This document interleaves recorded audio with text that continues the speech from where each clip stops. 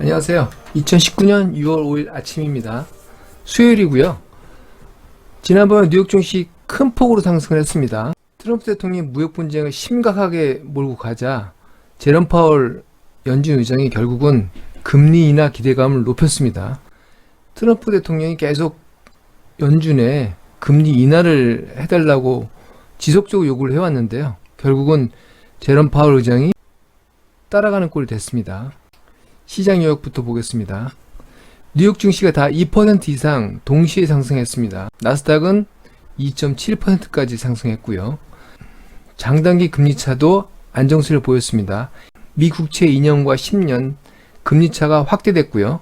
3개월과 10년물은 금리차가 줄어들었습니다. 단 3개월 국채와 10년물 국채 차이는 아직 역전되어 있는 상태입니다. 유가는 마이너스 0.6% 계속 하락 중이고요. WTI 기준 배럴당 52.9달러로 안정선을 유지하고 있습니다. 하루 전 중국 상하이 종합지수는 1%가량 하락했네요. 유로스탁스는 반대로 1% 상승했습니다. 좀 세부적인 시장 내용을 보시면 주요 지수는 다 말씀을 드렸고 4대 지수는 다 말씀을 드렸고 대표적인 미중 무역 분쟁의 민감주인 보잉과 캐스터필러가 1% 이상 상승했고요. FAANG이라고 하죠. FAANG, 페이스북, 아마존, 애플, 넷플릭스, 구글까지 다 상승했고 넷플릭스가 특히 많이 상승했네요. 5%까지. 애플도 큰 폭 상승했고요. FAANG, FAANG 최근 10년간 미국 성장을 대표하는 주식들입니다.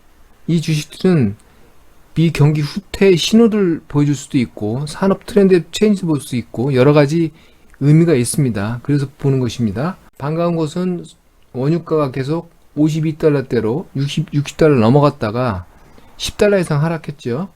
안정세를 좀 보이고 있습니다. 다행입니다. 금리 지표인데요. 3개월과 10년 사이는 역전이 되어 있는 상태이고요. 2년과 10년 사이는 10년물이 더 높은데 지금 더 안정세로 더 확장이 됐습니다. 0.5% 이상 미 국채가 금리가 상승했고 국채 가격이 하락했다는 뜻입니다. 안전자산에 대한 수요가 줄었다는 뜻이고요. S&P 500에 11개 산업군을 묶어놓은 섹터입니다. 시가총액을 표시한 내용을 같이 보시겠는데 IT가 7.5조 달러입니다. 시가총액이 가장 크죠. 두 번째가 큰 것이 금융주입니다. 6.87조 달러. 원래 7조 달러가 넘었는데 최근에 많이 빠져서 7조 달러 이하로 내려왔네요. 전체 11개 섹터 중에서 부동산만 하락했고 전부 다 상승했고 가장 큰 것은 금리가 하락해서 금융주가 상승했고 IT가 전일에 비해서 큰 폭으로 반등을 했습니다. 네, 전반적으로 상황이 좋았습니다. 시장을 전체적으로 요약을 해드릴게요.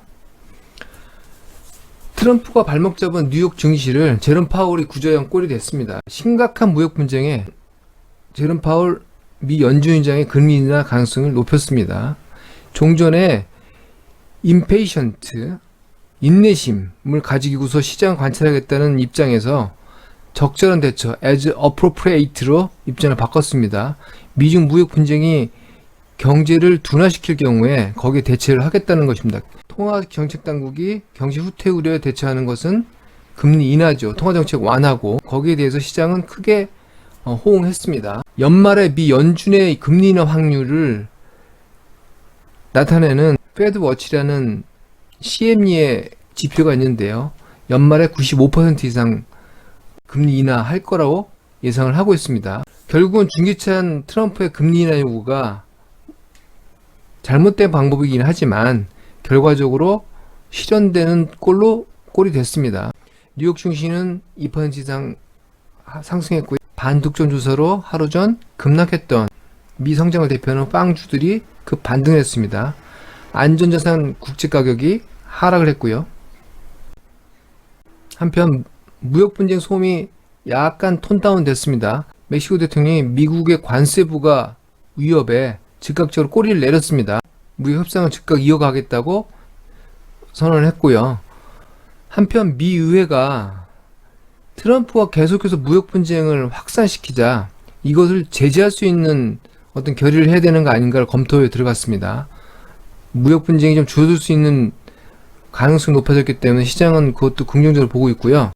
설 전에 계속 이어져 가고 있는 미중 무역 관계는 중국의 상무장관이 미국과 대화를 통한 해결이 필요하다라고 요구를 했습니다. 작은 멘트지만 시장의 우려를 조금 잠재웠습니다. 신규 주문 등 제조업 지표들이 주로 발표됐는데요. 미중 무역 분쟁의 그림자가 보이기 시작합니다. 현재는 PMI 등 제조업 관련 지표들이 전부 다 악화가 되고 있는 상황이고, 연방준비은행에서 발표하는 2분기 경제선명 전망은 1분기에 3.1%였죠. 1%였는데 2분기 1.3%로 크게 내려가 있습니다. 무역 분쟁의 우려가 커졌고, 이에 따라서 제롬 파월이 반응을 해서 입장을 바꾸는 것으로 보입니다. 지난번 뉴욕 시장은 트럼프가 뉴욕 증시와 금융시장을 발목을 잡았는데, 그 심각성을 미 연준이 깨닫고 제롬 파월이 입장을 바꿨습니다. 뉴욕 증시는 안도했고요. 뉴욕 증시는 5월 3일까지 연초부터 계속 상승세를 이어오다가 트럼프가 갑자기 미중 무역 분쟁의 불씨를 키우면서 주저앉았는데요.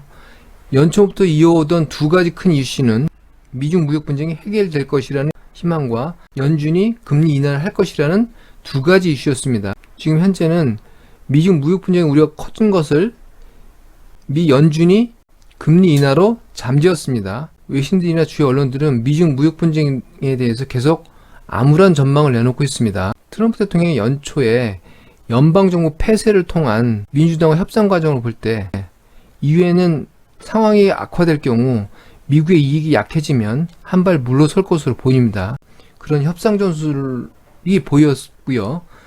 그런 예상을 통해서 6월 말일 G20 정상회담에서 어느 정도 양쪽의 기본적인 타결을 할 수 있지 않을까. 나프타 개정인 USMCA도 멕시코 항복한 이후에 기본만 합의하고 세부적인 내용은 아직도 진행 중입니다. 같은 상황으로 중국이 어느 정도 태도만 누그러뜨리면 양국이 기본 합의를 하고 세부적인 내용은 긴 호흡을 통해서 협상 과정을 이어갈 것으로 보입니다. 그런 희망을 가지고 있습니다. 6월 말일 미중 무역 분쟁의 기본 합의가 이어지면 양국 정상회담을 통해서 시장은 큰 폭으로 호응할 것으로 보입니다. 한번 보시죠. 6월 5일 아침 세계경제 읽기였습니다. 즐거운 하루 되십시오. 감사합니다.